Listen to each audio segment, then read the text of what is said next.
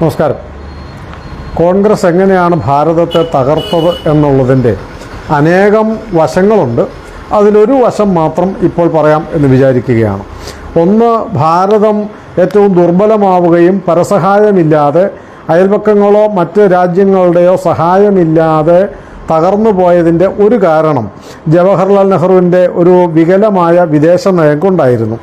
ആ വിദേശ നയത്തെ തകർത്തത്, ദീർഘകാലം വിദേശ നയത്തെ തകർത്തത് കോൺഗ്രസിൻ്റെ കെട്ട ഭരണം കൊണ്ടായിരുന്നു. ഞാൻ അതിൻ്റെ വെറും രാഷ്ട്രീയ ആരോപണം പറയുന്നതിന് പകരം ചില ഉദാഹരണങ്ങൾ മാത്രം പറയാം. 1951 ഡോക്ടർ അംബേദ്കർ രാജിവെച്ചത്.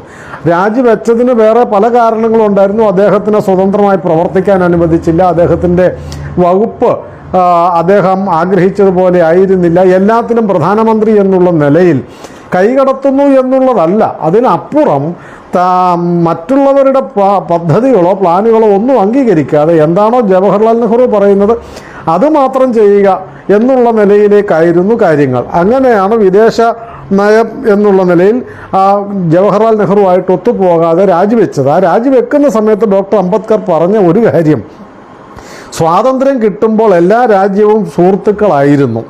4 കൊല്ലം കൊണ്ട് എല്ലാവരും നമുക്ക് നഷ്ടമായി. അതെങ്ങനെയാണ്, അതിന് വേറെ വിശദീകരണം ആവശ്യമില്ലല്ലോ. എങ്ങനെയാണ് നഷ്ടമായത്, ആരാണ് നഷ്ടപ്പെടുത്തിയത് എന്നൊക്കെയുള്ളതിന് വേറെ ആരും, കാരണം അന്ന് ഭരണത്തിൽ ജവഹർലാൽ നെഹ്റുവിനപ്പുറം കടന്നു പോകാൻ കഴിയുന്ന ആരും ഉണ്ടായിരുന്നില്ല. അതുകൊണ്ട് വിദേശ നയമായാലും ആഭ്യന്തര നയമായാലും വികസന നയമായാലും വിദ്യാഭ്യാസ നയമായാലും എല്ലാം തീരുമാനിക്കുന്നത് ജവഹർലാൽ നെഹ്റു ആയിരുന്നു. ബാക്കി വകുപ്പ് മന്ത്രിമാരൊക്കെ ഉണ്ടായിരുന്നെങ്കിൽ പോലും. അതുകൊണ്ട് സ്വാതന്ത്ര്യം കിട്ടുമ്പോൾ മിക്കവാറും ഏതാണ്ട് എല്ലാ വിദേശ രാജ്യങ്ങളും ഭാരതത്തിൻ്റെ ബന്ധുക്കളായിരുന്നെങ്കിൽ 4 കൊല്ലം കൊണ്ട് വിശേഷിച്ചും അയൽപക്ക രാജ്യങ്ങൾ മുഴുവൻ ശത്രുക്കളായി മാറി. അതിൻ്റെ വേദനയാണ് ഡോക്ടർ അംബേദ്കർ പറഞ്ഞത്. ഐക്യരാഷ്ട്രസഭയിൽ ജപ്പാൻ ഒരു കാര്യം പ്രഖ്യാപിക്കുകയും ചെയ്തു. ഭാരതവുമായി സഹകരിക്കാൻ യാതൊരു താല്പര്യവുമില്ലെന്ന്. അന്നത്തെ നിലയ്ക്ക് ജപ്പാൻ വളരെ മുന്നേറിക്കൊണ്ടിരിക്കുന്ന ഒരു രാജ്യമാണെന്ന് എല്ലാവർക്കും അറിയാമല്ലോ. 2ാം ലോക മഹായുദ്ധത്തിന് ശേഷം ഫീനിക്സ് പക്ഷിയെപ്പോലെ കുതിച്ചുയർന്ന ഒരു രാജ്യം, സ്വാതന്ത്ര്യം നേടിയ ഏറ്റവും വലിയ ജനാധിപത്യ രാജ്യമൊക്കെ ആയി മാറിക്കൊണ്ടിരിക്കുന്ന ഭാരതത്തിനോട് ഒരു ലോഹ്യവും വേണ്ട എന്ന് സഹകരിക്കാൻ തങ്ങൾ തയ്യാറല്ല എന്ന് ഐക്യരാഷ്ട്രസഭയിലാണ് ജപ്പാൻ പറഞ്ഞത്. 1957 തായ്ലൻഡ് രാജാവ് ഭാരതം സന്ദർശിക്കാൻ തീരുമാനിച്ചിരുന്നു. അതിൻ്റെ തീയതിയും പ്രഖ്യാപിച്ചു. പക്ഷേ ജവഹർലാൽ നെഹ്റു പറഞ്ഞത്, പരിഹാസ രൂപേണ പറഞ്ഞത്, കൊക്കക്കോള ഇക്കണോമിയാണ് തായ്ലൻഡിൻ്റേത് അന്ന് എന്ന് പറഞ്ഞ് കളിയാക്കിയപ്പോൾ, അതായത് ഭാരതം സന്ദർശിക്കാൻ പോകുന്ന ഒരു സ്വതന്ത്ര പരമാധികാര രാജ്യത്തെ പരിഹസിച്ചു ഭാരതത്തിൻ്റെ പ്രധാനമന്ത്രി. അതും ഇവിടേക്ക് സന്ദർശനം പ്രഖ്യാപിച്ചു കഴിഞ്ഞതിന് ശേഷം അദ്ദേഹം ആ സന്ദർശനം റദ്ദ് ചെയ്തു. വരണ്ട, ഇങ്ങനെ പരിഹസിക്കുന്ന കളിയാക്കുന്ന ഒരു രാജ്യത്തേക്ക് അവരുടെ സ്വീകരണം എങ്ങനെയായിരിക്കും എന്ന് സാമാന്യ ബുദ്ധിയുള്ളവർക്കറിയാമല്ലോ. അതുകൊണ്ട് അദ്ദേഹം യാത്ര റദ്ദ് ചെയ്യുകയായിരുന്നു ചെയ്തത്. റഷ്യയോടും ചൈനയോടുമുള്ള പ്രേമം, കമ്മ്യൂണിസ്റ്റ് രാജ്യമല്ല സോഷ്യലിസ്റ്റ് രാജ്യം എന്നുള്ള നിലയ്ക്കുള്ള അമിതമായ പ്രേമം ഉണ്ടായിരുന്നു ജവഹർലാൽ നെഹ്റുവിന്. സോഷ്യലിസം എന്താണെന്നോ കമ്മ്യൂണിസം എന്താണെന്നോ അദ്ദേഹം അനുഭവം കൊണ്ട് പഠിച്ചില്ല, ചരിത്രം വായിച്ചിട്ടുണ്ട് എന്നൊക്കെ പറയുന്നുണ്ടെങ്കിലും അവരോടൊക്കെ ഒരു അന്താരാഷ്ട്ര പ്രശസ്തനാകാനുള്ള വ്യഗ്രതയിൽ വിശ്വപൗരത്വ മോഹത്തോടുകൂടി നടന്ന ജവഹർലാൽ നെഹ്റു മുതലാളിത്തത്തിനോടുള്ള ശത്രുത കൊണ്ട് സോഷ്യലിസമാണ് വരേണ്ടത് എന്ന് ആഗ്രഹിച്ചുകൊണ്ട് റഷ്യയോടും ചൈനയോടും വലിയ പ്രേമത്തിലായിരുന്നു. അതുകൊണ്ട് തന്നെ 1949 56 അമേരിക്കയിലുള്ള സന്ദർശനം പരാജയപ്പെട്ടു. യാതൊരു ചലനവും സൃഷ്ടിക്കാൻ, അത്രയും വലിയ ഒരു രാജ്യത്ത് പോയിട്ട് ഒരു ചലനവും സൃഷ്ടിക്കാൻ ജവഹർലാൽ നെഹ്റുവിന് കഴിഞ്ഞില്ലെന്ന് മാത്രമല്ല, ഒരു ടൂറിസ്റ്റ് പോയിട്ട് മടങ്ങി വരുന്ന തരത്തിൽ അദ്ദേഹത്തിന് മടങ്ങി പോരേണ്ടി വന്നു. എന്നുവെച്ചാൽ ഒരു ഗുണമുണ്ടായില്ല. അമേരിക്കയിൽ നിന്നും എന്തെങ്കിലും പ്രയോജനം ഉണ്ടാക്കാൻ പറ്റിയില്ല. റഷ്യയിൽ നിന്നും ചൈനയിൽ നിന്നും എന്തുണ്ടായി എന്ന് ഞാൻ പറയാം. ചേരിചേരാ നയമായിരുന്നല്ലോ പറഞ്ഞത്. അതുകൊണ്ട് ഒരു രാജ്യത്തോടും തങ്ങൾക്ക് പ്രത്യേക കൂറോ പ്രത്യേക പക്ഷമോ ഇല്ല, ഞങ്ങൾ ഒരു ചേരിയിലും ഇല്ല എന്ന് പ്രഖ്യാപിച്ചിരിക്കുകയാണ് 1962 ചൈന ആക്രമിക്കുന്നത്. ആ ആക്രമിക്കുന്ന സമയത്ത് ആരും സഹായത്തിനില്ലാതെ അമേരിക്കയുടെ പോലും സഹായം ചോദിച്ചുമില്ല, അവരോട് ചോദിക്കാനിട്ട് കഴിഞ്ഞിട്ടുമില്ല. അവസാനം തോറ്റമ്പി നമ്മളുടെ പട്ടാളക്കാർ പരാജയപ്പെട്ട് പലായനം ചെയ്തപ്പോൾ ഗതികെട്ട പ്രധാനമന്ത്രി അമേരിക്കയുടെ മുമ്പിൽ യാചിച്ച് കൈ നീട്ടേണ്ടി വന്നു, ഞങ്ങളെ സഹായിക്കണം എന്ന് പറഞ്ഞുകൊണ്ട്. ആര് സഹായിക്കാൻ? അവരെയൊക്കെ ശത്രുക്കളാക്കി, അവരെയൊക്കെ മുതലാളിത്ത രാജ്യങ്ങളാക്കി മാറ്റി ആക്ഷേപിച്ച് മാറ്റി നിർത്തിയിരിക്കുകയായിരുന്നു. നമ്മളെ രക്ഷിക്കാൻ പോകുന്നതും നന്നാക്കാൻ പോകുന്നതും കമ്മ്യൂണിസമാണെന്ന് വിചാരിച്ചുകൊണ്ട്, അല്ലെങ്കിൽ സോഷ്യലിസമാണെന്ന് വിചാരിച്ചുകൊണ്ട് ഒരു കെട്ട ഒരു സമീപനം. ടിബറ്റിൽ ചൈന കയ്യേറി. നമ്മളോട് ചേർന്ന് നിൽക്കുന്ന രാജ്യം, സാംസ്കാരികമായി ഭാരതത്തോട് യോജിച്ച് നിൽക്കുന്ന രാജ്യമാണ് ടിബറ്റ്. ബുദ്ധമതത്തിൻ്റെയും ലാമമാരുടെയും കേന്ദ്രമാണ്. അവിടെ ചൈന കയ്യേറുമ്പോൾ അതിൻ്റെ കാരണം എന്താണെന്നോ അതിൻ്റെ പിന്നിലെ ദുരുദ്ദേശം എന്താണെന്നും തിരിച്ചറിയേണ്ടിയിരുന്നില്ലേ? ഒരക്ഷരം മിണ്ടിയില്ല ഭാരതത്തിൻ്റെ പ്രധാനമന്ത്രി. ചൈന ടിബറ്റ് കയ്യേറിയത് തെറ്റാണെന്നോ അല്ലെങ്കിൽ അങ്ങനെ ഇടപെടാൻ പാടില്ല എന്നോ പറയാതെ മൗനം ഭജിച്ചു. ടിബറ്റിനെ ഒരു തെരുവ് നായയുടെ മുമ്പിലേക്ക് വലിച്ചെറിയുന്ന ഇറച്ചിക്കഷ്ണം പോലെ ടിബറ്റിനെ ചൈനയുടെ മുമ്പിലേക്ക് വലിച്ചെറിഞ്ഞു കൊടുത്തതിന് തുല്യമായിരുന്നു അന്നത്തെ പ്രധാനമന്ത്രിയുടെ സമീപനം. ശ്രീലങ്കയിൽ 1956-58 കാലത്ത് വലിയ തമിഴ് വംശഹത്യ നടന്നു. അവിടെ ദീർഘകാലമായി കലാപങ്ങളായിരുന്നല്ലോ. തമിഴ് വംശഹത്യ നടന്നു 56 മുതൽ 57-58 കാലം വരെ. ഒരക്ഷരം, ശ്രീലങ്കയും ഭാരതത്തിൻ്റെ ഭാഗമായിരുന്നല്ലോ. സാംസ്കാരികമായും ചരിത്രപരമായി ഭാരതത്തിൻ്റെ ഭാഗമായിരുന്ന ശ്രീലങ്കയിൽ ഭാരതീയ വംശജർ തന്നെ അവിടെ കൂട്ടക്കൊല ചെയ്യപ്പെട്ടപ്പോൾ എന്തെങ്കിലും ഒരു ഇടപെടൽ, ലങ്കയോട് യുദ്ധത്തിന് പുറപ്പെടണ്ട, പക്ഷെ ആ കൂട്ടക്കൊലയെ ഇല്ലാതെയാക്കാനോ തടയാനോ അതിനെതിരെ എന്തെങ്കിലും നടപടികൾ എടുക്കാനോ മറ്റ് രാജ്യങ്ങളുടെ സഹായത്തോടു കൂടി വംശഹത്യയെ ഇല്ലാതെയാക്കാനോ ശ്രമിക്കേണ്ടതിന് പകരം ഒരക്ഷരം മിണ്ടിയില്ല. അത് അവരുടെ ആഭ്യന്തര കാര്യം എന്ന് പറഞ്ഞുകൊണ്ട് ഭാരതവംശജരെ കൊലക്ക് കൊടുക്കുകയായിരുന്നു ഭാരതത്തിൻ്റെ കോൺഗ്രസ് പ്രധാനമന്ത്രി ചെയ്തത്. മറ്റൊന്ന്, ചൈനയെ നേരിടുന്നതിൽ പ്രതിപക്ഷത്തെ വിശ്വാസത്തിലെടുക്കണം എന്ന് 62-ൽ ചൈന ആക്രമിച്ചപ്പോൾ പ്രതിപക്ഷ കക്ഷികളൊക്കെ പറഞ്ഞു, ആക്രമിക്കുന്നതിന് മുൻപും പറഞ്ഞു, പ്രതിപക്ഷ കക്ഷികളെ വിശ്വാസത്തിലെടുക്കണം, ചൈന ചതിക്കും. അതുകൊണ്ട് പ്രതിപക്ഷ കക്ഷികളെ കൂടെ വിശ്വാസത്തിലെടുത്തുകൊണ്ട് നമ്മുടെ രാജ്യം തകർന്നു പോകാതെ നാണം കെടാതെ ഇരിക്കാനുള്ള തരത്തിൽ കാര്യങ്ങൾ ആലോചിക്കുകയും പദ്ധതികൾ ആസൂത്രണം ചെയ്യുകയും ചെയ്യണം എന്ന് പറഞ്ഞു. പക്ഷെ ജവഹർലാൽ നെഹ്റുവിൻ്റെ രീതി നമുക്കറിയാമല്ലോ. ഹിന്ദി ചീനി ഭായി ഭായി പറഞ്ഞ് നടന്ന് അവസാനം അവൻ തലയിൽ കയറി കൊത്തിക്കഴിഞ്ഞപ്പം വ്യാളിയുടെ വായക്കുള്ളിൽ ഭാരതത്തിൻ്റെ ശിരസ് വെച്ചു കൊടുത്തപ്പോൾ കോൺഗ്രസിൻ്റെ പ്രധാനമന്ത്രിക്ക് തൃപ്തിയായി എന്ന് മാത്രമല്ല, നമുക്ക് വലിയ നഷ്ടമുണ്ടാവുകയും ചെയ്തു.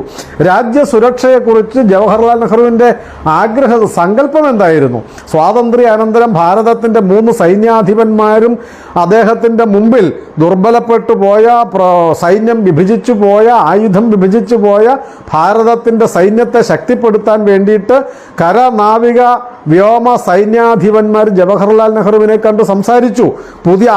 അവർ കൂടി ആലോചിച്ചൊരു പദ്ധതി, ആയുധം ഉണ്ടാക്കുന്നതിനെക്കുറിച്ച്, യുദ്ധ സംവിധാനങ്ങൾ നവീകരിക്കുന്നതിനെക്കുറിച്ച്, സൈന്യത്തെ പരിഷ്കരിക്കുന്നതിനെക്കുറിച്ച്, പട്ടാളത്തിന് അടിയന്തരമായി ചെയ്യേണ്ട കാര്യങ്ങളെക്കുറിച്ച്, പുതിയ ആയുധങ്ങൾ സംഭരിക്കേണ്ടതിനെക്കുറിച്ചൊക്കെ പറഞ്ഞപ്പോൾ അദ്ദേഹം ഇത് കുറേ നേരം നോക്കിയിരുന്നിട്ട് അവരുടെ മുമ്പിൽ അവർ കൊണ്ടുകൊടുത്ത ആ പ്ലാൻ വലിച്ചു ചുരുട്ടി ചവറ്റുകൊട്ടയിൽ എറിഞ്ഞിട്ട് ചാടി എഴുന്നേറ്റ് അവർക്ക് നേരെ ആക്രോശിച്ചു. നിങ്ങൾ ഇത്ര യുദ്ധക്കൊതിയന്മാരായി പോയോ? നമ്മൾ ആരോടും യുദ്ധം ചെയ്യാൻ പോകുന്നില്ല. ഭാരതം ഒരു രാജ്യത്തിനെയും ആക്രമിക്കാൻ പോകുന്നില്ല. അതുകൊണ്ട് നമ്മളെ ആരും ആക്രമിക്കുകയില്ല. ആഭ്യന്തര സുരക്ഷിതത്വത്തിന് പോലീസ് മാത്രം മതി എന്ന് പറഞ്ഞ് 3 സൈനിക തലവന്മാരെയും ആക്ഷേപിച്ചിറക്കി വിട്ടു. സംശയമുള്ളവർ മേജർ ജനറൽ രുദ്രയുടെ ആത്മകഥ ഇറങ്ങിയിട്ടുണ്ട്, മേടിച്ചു വായിച്ചു നോക്കിയാൽ മതി. കോൺഗ്രസ് പ്രധാനമന്ത്രി ഒരു രാജ്യത്തെ വിദേശ രാജ്യത്തിൻ്റെ ശത്രുക്കളുടെ മുൻപിലേക്ക് സ്വന്തം രാജ്യത്തെ വലിച്ചെറിഞ്ഞു കൊടുത്തത് എങ്ങനെയാണ് എന്നുള്ളത് അദ്ദേഹം വിശദീകരിച്ചിട്ടുണ്ട്. പേര് മറക്കണ്ട, മേജർ ജനറൽ രുദ്ര. അദ്ദേഹത്തിൻ്റെ ആത്മകഥ മേടിച്ച് വായിച്ചു നോക്കുക. ഞാനീ പറഞ്ഞത് നേരാണോ നുണയാണോ എന്നറിയാൻ. അമേരിക്കൻ പ്രസിഡന്റ് ക്രൂഷ്ചേവ് നമുക്ക് എയർക്രാഫ്റ്റ്, യുദ്ധവിമാനം തരാം എന്ന്, സഹായം തരാം, അത് നമുക്ക് തരാം എന്ന് വാഗ്ദാനം ചെയ്തു. വേണ്ട, ഞങ്ങൾ യുദ്ധത്തിന് തയ്യാറല്ല, ഞങ്ങളാണ് ഭാരതം ലോകസമാധാനത്തിൻ്റെ പതാകാവാഹകരാകാൻ പോവുകയാണ്, നോബൽ സമ്മാനം കിട്ടാൻ വേണ്ടി കാത്തിരിക്കുകയായിരുന്നു എന്ന് തോന്നുന്നു, അതുകൊണ്ട് ഞങ്ങൾക്ക് യുദ്ധവിമാനമൊന്നും വേണ്ട എന്ന് പറഞ്ഞ് ക്രൂഷ്ചേവിനെ നിരുത്സാഹപ്പെടുത്തി. പിന്നീട് ആണവായുധ നിർമ്മാണത്തിന് സഹായിക്കാമെന്ന് അമേരിക്ക പറഞ്ഞു. വേണ്ട, ആണവായുധം മനുഷ്യനെ കൂട്ടക്കുരുതിക്കുള്ളതല്ലേ, അതുകൊണ്ട് യുദ്ധത്തിന് താല്പര്യമില്ലാത്ത, തയ്യാറല്ലാത്ത ഭാരതത്തിന് ആണവായുധം വേണ്ട എന്ന് ആലോചിക്കണം. 50-60 കൊല്ലം മുൻപത്തെ കാര്യമാണ് ഈ പറയുന്നത്. അതുപോലെ തന്നെ അമേരിക്ക മറ്റൊരു വാഗ്ദാനം ചെയ്തു. UN സെക്യൂരിറ്റി, ഐക്യരാഷ്ട്രസഭയിലെ സെക്യൂരിറ്റി കൗൺസിലിൽ അംഗത്വം തരാം ഭാരതത്തിന്. അന്ന് അമേരിക്കയ്ക്ക് അത് കഴിയുമായിരുന്നു. തന്നെയല്ല, ഭാരതത്തിൻ്റെ ശത്രുക്കളാരും അന്ന് അതിനകത്തില്ല. അതുകൊണ്ട് സെക്യൂരിറ്റി കൗൺസിലിൽ ഭാരതത്തിന് അംഗത്വം തരാം എന്ന് പറഞ്ഞ് ആ വാഗ്ദാനം ഒരു സ്വർണ്ണത്തളികയിൽ വെച്ച് പട്ടിട്ട ഒരു സ്വർണ്ണത്തളികയിൽ വെച്ച് ആ വാഗ്ദാനം ഭാരത പ്രധാനമന്ത്രി കോൺഗ്രസ് പ്രധാനമന്ത്രിയുടെ മുമ്പിൽ കൊണ്ടുപോയി വെച്ചപ്പോൾ ഭാരതത്തിൻ്റെ പ്രധാനമന്ത്രി, കോൺഗ്രസിൻ്റെ പ്രധാനമന്ത്രി പറഞ്ഞത്, അയ്യോ ഞങ്ങൾക്കത് ആവശ്യമില്ല, അതുകൊണ്ട് അത് ചൈനയ്ക്കാണ് കൊടുക്കേണ്ടത് എന്ന് പറയുക മാത്രമല്ല, ചൈനയ്ക്ക് കൊടുക്കാൻ വേണ്ടി അത് ഐക്യരാഷ്ട്രസഭയിൽ ആവശ്യപ്പെടുകയും ചെയ്തു, പിന്തുണ കൊടുക്കുകയും ചെയ്തു. ചൈന ഈ 5 രാജ്യങ്ങളുടെ വീറ്റോ പവറുള്ള സെക്യൂരിറ്റി കൗൺസിലിൻ്റെ അംഗമായി അന്ന് തൊട്ട് നമ്മൾ അനുഭവിക്കുകയാണ്. ഭാരതത്തിന് അനുകൂലമായ എന്ത് കാര്യം വന്നാലും അപ്പോഴൊക്കെ ആരാണ് വീറ്റോ ചെയ്തുകൊണ്ടിരിക്കുന്നത്? ഈ വൃത്തികെട്ട തീരുമാനം എടുത്ത കോൺഗ്രസിൻ്റെ പ്രധാനമന്ത്രിക്ക് ഈ രാജ്യത്തിൻ്റെ സുരക്ഷയോട് എന്ത് അഭിനിവേശമാണ് ഉണ്ടായിരുന്നത്? കോൺഗ്രസിൻ്റെ ഭരണാധികാരിക്ക് രാജ്യത്തിൻ്റെ നന്മയെയും ഭാവിയുടെ സുരക്ഷിതത്വത്തെയും കുറിച്ച് എന്ത് കാഴ്ചപ്പാടാണ് ഉണ്ടായിരുന്നത് എന്ന് ഈ ആണവായുധ വാഗ്ദാനവും എയർക്രാഫ്റ്റ് വാഗ്ദാനവും സെക്യൂരിറ്റി കൗൺസിലിൻ്റെ വാഗ്ദാനവും ഒക്കെ വെച്ച് കോമൺ സെൻസ് ഉള്ളവർ, സാമാന്യ ബുദ്ധി നഷ്ടപ്പെട്ടിട്ടില്ലാത്തവർ വിലയിരുത്തണം എങ്ങനെയാണ് കോൺഗ്രസ് ഭാരതത്തെ ദുർബലപ്പെടുത്തിയതെന്നും തകർത്തതെന്നും. ഇപ്പോൾ ഈ അനുഭവിച്ചു കൊണ്ടിരിക്കുന്ന ക്രൂരമായ എത്രയോ വലിയ കയ്യേറ്റങ്ങളും കൂട്ടക്കൊലകളും ഒക്കെ നമുക്ക് സംഭവിച്ചു പോയത് ഈ ഒരു ഗതികെട്ട അവസ്ഥയിലേക്ക് എത്തിച്ചത് കോൺഗ്രസ്സാണ്, കോൺഗ്രസിൻ്റെ പ്രധാനമന്ത്രിയാണ് എന്ന് മറന്നു പോകരുത്. 1962 ചൈന കയ്യേറിയപ്പോൾ ആ സമയത്ത് നമുക്ക് 1,60,000 ചതുരശ്ര മൈൽ എന്ന് വെച്ചാൽ എത്രയോ അതിലും വളരെ കൂടുതൽ കിലോമീറ്റർ ആണെന്ന് ഓർക്കണം. 1,60,000 ചതുരശ്ര മൈലാണ് നമുക്കന്ന് നഷ്ടപ്പെട്ടത്. എന്നിട്ടാണ് അദ്ദേഹത്തിൻ്റെ കൊച്ചുമകൻ കുറച്ച് നാൾ മുമ്പ് രാഹുൽ പറഞ്ഞത്, ഭാരതത്തിൻ്റെ ഭൂമി ചൈന കയ്യേറുന്നു, ഭാരതത്തിൻ്റെ പ്രധാനമന്ത്രിയും ഭരണകൂടവും വായു നോക്കി ഇരിക്കുകയാണ് എന്നൊക്കെ ഒരു ഉളുപ്പുമില്ലാതെ കോൺഗ്രസിൻ്റെ നേതാവ് വിളിച്ചു പറഞ്ഞെങ്കിൽ അദ്ദേഹത്തിൻ്റെ മുതുമുത്തച്ഛൻ ചെയ്ത ഈ രാജ്യവിരുദ്ധമായ, രാജ്യത്തിൻ്റെ സുരക്ഷിതത്വത്തിന് അപകടം വരുത്തിയ ഈ നിലപാട് അദ്ദേഹം കാണാതെ പോയത് എന്തുകൊണ്ടാണ് എന്ന് കോൺഗ്രസ്സുകാരോട് നിങ്ങൾ ചോദിക്കണം. അങ്ങനെ എത്രയോ 1940 2 ഇന്ത്യ ഉണ്ടായി ഭാരതത്തിൽ. ദരിദ്രരുടെ ഭാരതവും സമ്പന്നരുടെ ഭാരതവും ഉണ്ടാക്കിയത് എങ്ങനെയാണ്? ജവഹർലാൽ നെഹ്റുവാണ്, കോൺഗ്രസ് ആണ് ഉണ്ടാക്കിയത്. കാരണം എന്തുകൊണ്ടാണെന്ന് പറയുമ്പോൾ ഞാൻ വെറുതെ പറയുന്നതല്ല. 1945 ഒക്ടോബർ 5-ാം തീയതി ജവഹർലാൽ നെഹ്റുവിന് ഗാന്ധിജി ഒരു കത്തെഴുതിയിട്ടുണ്ട്. ആ കത്തിൽ പറഞ്ഞു, ഭാരതം ജീവിക്കുന്നത് ഗ്രാമങ്ങളിലാണ്, 6 ലക്ഷം ഗ്രാമങ്ങൾ, അതുകൊണ്ട് ആ ഗ്രാമങ്ങളിലാണ് വികസനം ഉണ്ടാക്കേണ്ടത് എന്ന് പറഞ്ഞപ്പോൾ ഒക്ടോബർ 9-ാം തീയതി ജവഹർലാൽ നെഹ്റു മറുപടി എഴുതി. ആ കത്തുകളൊക്കെ വായിക്കാൻ കിട്ടും. ജവഹർലാൽ നെഹ്റു പറഞ്ഞത്, ഗ്രാമങ്ങളിൽ നിന്നൊന്നും ഒരു ചുക്കും ഉണ്ടാകാൻ പോണില്ല, രാജ്യം വികസിക്കാനോ പുരോഗമിക്കാനോ പോകുന്നില്ല, അതുകൊണ്ട് വൻകിട വ്യവസായങ്ങളും നഗരവൽക്കരണങ്ങളുമാണ് വേണ്ടത് എന്ന് പറഞ്ഞ് സമ്പന്നരുടെ നഗരത്തെയും ദരിദ്രവാസികളുടെ ഗ്രാമത്തെയും അതിൻ്റെ അകലം കൂട്ടി ദരിദ്രവാസികളുടെ ഭാരതവും സമ്പന്നരുടെ ഭാരതവും ഉണ്ടാക്കിയത് കോൺഗ്രസിൻ്റെ വൃത്തികെട്ട നയമാണ്, വികലമായ നയമാണ്, ഗാന്ധിയൻ വിരുദ്ധരുടെ നയമാണ് എന്നുള്ളത് മറന്നുപോകരുത്. ഏറ്റവും വലിയ സമ്പന്ന രാഷ്ട്രീയക്കാരിയായി സോണിയാഗാന്ധി മാറിയത് എങ്ങനെയാണ്? കോൺഗ്രസ്സുകാർക്ക് വിശദീകരിക്കാൻ കഴിയും. ലോകത്തിലെ ഏറ്റവും വലിയ സമ്പന്ന രാഷ്ട്രീയ നേതാക്കളിൽ ഒരാളായി ഈ കോൺഗ്രസിൻ്റെ വലിയ സമ്പത്തൊന്നും ഉണ്ടായിരുന്നില്ലാത്ത ഒരു സാധാരണ ഹോട്ടലിലെ ജീവനക്കാരിയായിരുന്ന സോണിയാഗാന്ധി എന്ന കോൺഗ്രസിൻ്റെ ഇന്നത്തെ നേതാവ് എങ്ങനെയാണ് ലോകത്തിലെ ഏറ്റവും വലിയ സമ്പന്നയായ രാഷ്ട്രീയക്കാരിയായി മാറിയത്? ആ സമ്പത്ത് എവിടെ നിന്ന് കിട്ടിയതാണ് എന്ന് വിശദീകരിക്കാൻ കോൺഗ്രസിൻ്റെ നേതാക്കന്മാരും പ്രവർത്തകരും തയ്യാറാവണം. ജനങ്ങൾ അവരോട് ചോദിക്കേണ്ടതാണ്. അതുകൊണ്ട് രാജഭരണം, രാജാവിനെ പോലെ ആയി മാറാൻ ആഗ്രഹിച്ച കോൺഗ്രസിൻ്റെ പ്രധാനമന്ത്രി എത്രയോ മഹാന്മാരെ ചവിട്ടിത്താഴ്ത്തി കളഞ്ഞു എന്നറിയാമോ? 1929 സർദാർ പട്ടേൽ ആദ്യമായി കോൺഗ്രസിൻ്റെ പ്രസിഡന്റ് ആവാൻ എല്ലാവരാലും ഗാന്ധിജിയാൽ അടക്കം തീരുമാനിക്കപ്പെട്ടത്. പക്ഷേ ആ പട്ടേലിനെ പിന്തള്ളി 1929 ജവഹർലാൽ നെഹ്റു ആദ്യമായി കോൺഗ്രസിൻ്റെ പ്രസിഡന്റായി. അത് 1937 പട്ടേലിനെ തന്നെയാണ് കോൺഗ്രസിൻ്റെ അധ്യക്ഷ സ്ഥാനത്തേക്ക് നിർദ്ദേശിക്കപ്പെട്ടത്. അപ്പോഴും പട്ടേലിനെ തള്ളി കോൺഗ്രസിൻ്റെ അധ്യക്ഷനായി ജവഹർലാൽ നെഹ്റു വന്നു. 1939 അതിനുശേഷവും 2 തവണ സുഭാഷ് ചന്ദ്രബോസ് കോൺഗ്രസിൻ്റെ അധ്യക്ഷനായി മാറി. അദ്ദേഹവുമായിട്ട് പൊരുത്തപ്പെടാൻ എനിക്ക് സമ്മതമല്ല, അദ്ദേഹത്തിൻ്റെ കീഴിൽ പ്രവർത്തിക്കാൻ, സുഭാഷ് ചന്ദ്രബോസിൻ്റെ കീഴിൽ പ്രവർത്തിക്കാൻ എനിക്ക് സമ്മതമല്ല എന്ന് പറഞ്ഞ് അദ്ദേഹത്തിനെ ചവിട്ടി തേച്ചിട്ട് അവസാനം അദ്ദേഹത്തിന് രാജ്യം വിട്ട് ഓടേണ്ടി വന്നില്ലേ? സുഭാഷ് ചന്ദ്രബോസിനെ മരണം വരെ വേട്ടയാടിയില്ലേ കോൺഗ്രസിൻ്റെ പ്രധാനമന്ത്രി സുഭാഷ് ചന്ദ്രബോസിനെ?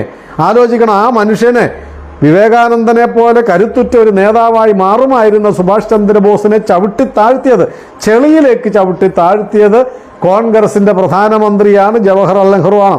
1946 വീണ്ടും കോൺഗ്രസിൻ്റെ പ്രസിഡന്റായി സർദാർ പട്ടേലിനെ കോൺഗ്രസിൻ്റെ പ്രദേശ് കോൺഗ്രസ് കമ്മിറ്റികൾ തന്നെ നിർദ്ദേശിച്ചപ്പോൾ അതിനെയും ചവിട്ടി ജവഹർലാൽ നെഹ്റു 46 കോൺഗ്രസ് പ്രസിഡന്റായി. കാരണം 47 വരാൻ പോകുന്ന സ്വാതന്ത്ര്യത്തിൽ പ്രധാനമന്ത്രിയാവുന്നത് കോൺഗ്രസ് പ്രസിഡന്റ് ആവും എന്നറിഞ്ഞുകൊണ്ട് അത്രയും മുതിർന്ന സർദാർ പട്ടേലിനെ ചവിട്ടിത്താഴ്ത്തിക്കൊണ്ട് പ്രധാനമന്ത്രി സ്ഥാനത്തേക്ക് ചവിട്ടിക്കുതിച്ച് കയറിയ, ഈ പറഞ്ഞ മഹാന്മാരെയെല്ലാം ചവിട്ടിക്കുതിച്ച് കയറിയ ആളാണ് കോൺഗ്രസിൻ്റെ പ്രധാനമന്ത്രി. തീർന്നില്ല.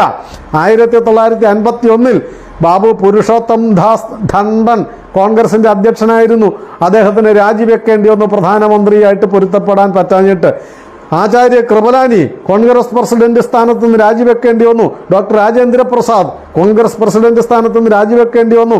സി രാജഗോപാലാചാരി കോൺഗ്രസ് പ്രസിഡന്റ് സ്ഥാനത്ത് നിന്ന് രാജിവെക്കേണ്ടി വന്നു. ഇതെല്ലാം ചക്രവർത്തിയാകാൻ വേണ്ടിയുള്ള, രാജാവാകാൻ വേണ്ടിയുള്ള കോൺഗ്രസ് കുടുംബത്തിൻ്റെ കുടുംബാധിപത്യത്തിന് വേണ്ടി ചവിട്ടി അരയ്ക്കപ്പെട്ട മഹാന്മാരായ നേതാക്കളുടെ ഏതാനും പട്ടികയാണ് ഞാൻ പറഞ്ഞത്. 1941 ജവഹർലാൽ നെഹ്റുവിൻ്റെ 41ാം ജന്മദിനം ജവഹർ ദിനമായി ആഘോഷിക്കണം എന്ന് ജവഹർലാൽ നെഹ്റുവിൻ്റെ അച്ഛൻ മോട്ടിലാൽ നെഹ്റു ആണ് കോൺഗ്രസിനോട് പറഞ്ഞതും കോൺഗ്രസിനെ കൊണ്ട് അത് സമ്മതിപ്പിച്ചതും. ജവഹർലാൽ നെഹ്റുവിൻ്റെ ജന്മദിനം ജവഹർ ദിനമായി രാജ്യം മുഴുവൻ കോൺഗ്രസ് ആഘോഷിക്കണം. അതാണ് പിന്നീട് ശിശുദിനമായി ഇപ്പോൾ നമ്മൾ ആഘോഷിച്ചുകൊണ്ടിരിക്കുന്ന. സർദാർ പട്ടേൽ തൻ്റെ മകനെ ചക്രവർത്തിയാക്കാൻ വേണ്ടി ഉണ്ടാക്കിയ ഒരു സംവിധാനമാണത്.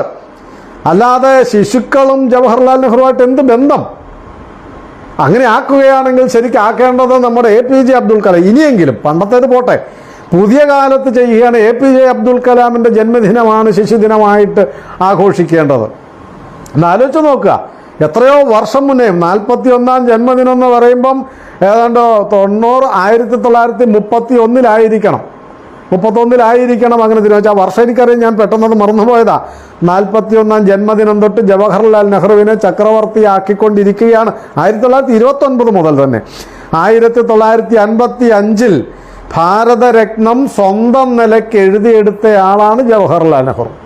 കോൺഗ്രസിൻ്റെ പ്രധാനമന്ത്രി എനിക്ക് വേണ്ടി ഭാരതരത്നം ശുപാർശ ചെയ്യുന്നു എന്ന് എഴുതി വെച്ച് ഒപ്പിട്ട് ഭാരതരത്നം നേടിയ ആളാണ്. അത് പിന്നീട് ഇന്ദിരാഗാന്ധി ആവർത്തിച്ചിട്ടുണ്ട്, പിന്നീട് രാജീവിനും കൊടുത്തിട്ടുണ്ട് അതേ കാര്യം. പക്ഷേ ഡോക്ടർ അംബേദ്കർക്ക് ആദ്യം ഭാരതരത്നം കൊടുക്കേണ്ടിയിരുന്നത് ഡോക്ടർ BR അംബേദ്കറിനായിരുന്നു. മറ്റ് പല പരിഗണനയും വെച്ച് അദ്ദേഹത്തിൻ്റെ സാമൂഹിക പശ്ചാത്തലം, അദ്ദേഹത്തിൻ്റെ പ്രയത്നത്തിൻ്റെ പശ്ചാത്തലം, അദ്ദേഹത്തിൻ്റെ വിജ്ഞാനത്തിൻ്റെ പശ്ചാത്തലം ഒക്കെ നോക്കിയാൽ ആദ്യത്തെ ഭാരതരത്നം കൊടുക്കേണ്ടിയിരുന്നത് ഡോക്ടർ അംബേദ്കർക്കല്ലേ. അദ്ദേഹം ജീവിച്ചിരിക്കെ കൊടുത്തില്ല. പിന്നീട് 1990 മരണാനന്തരം ഒരു കോൺഗ്രസ് ഇതര സർക്കാർ വരേണ്ടി വന്നു അദ്ദേഹത്തിന് ഭാരതരത്നം കൊടുക്കാൻ. 90 ഭരണം ആരാണെന്ന് എനിക്ക് പെട്ടെന്ന് ഓർമ്മയില്ല. ഏതായാലും ജീവിച്ചിരിക്കുമ്പോൾ കൊടുത്തില്ല. ആ മഹാനെ അപമാനിച്ചിറക്കി വിടുകയാണ് ചെയ്തത്.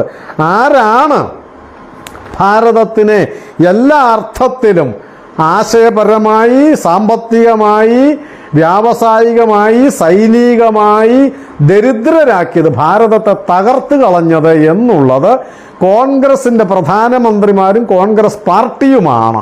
ഭാരതത്തെ നശിപ്പിച്ച് മുച്ചൂട് മുടിച്ചത്, വിദേശ രാജ്യങ്ങളെ മുഴുവൻ ശത്രുക്കളാക്കി മാറ്റിയത്, ഭാരതത്തിനെ ദുർബലപ്പെടുത്തുന്നതിന് വേണ്ട എല്ലാ നടപടികളും എടുത്തത്, സൈന്യത്തെ അപമാനിക്കുന്ന തരത്തിലുള്ള നടപടികൾ എടുത്തത്, രാജ്യത്തെ വിദേശ രാജ്യങ്ങളുടെ മുൻപിലെ ഒരു പന്ത് കളിക്കാനുള്ള, ഒരു തട്ടിക്കളിക്കാനുള്ള വെറും പന്താക്കി തകർത്ത് കളഞ്ഞത് കോൺഗ്രസും കോൺഗ്രസിൻ്റെ പ്രധാനമന്ത്രിമാരുമാണ്.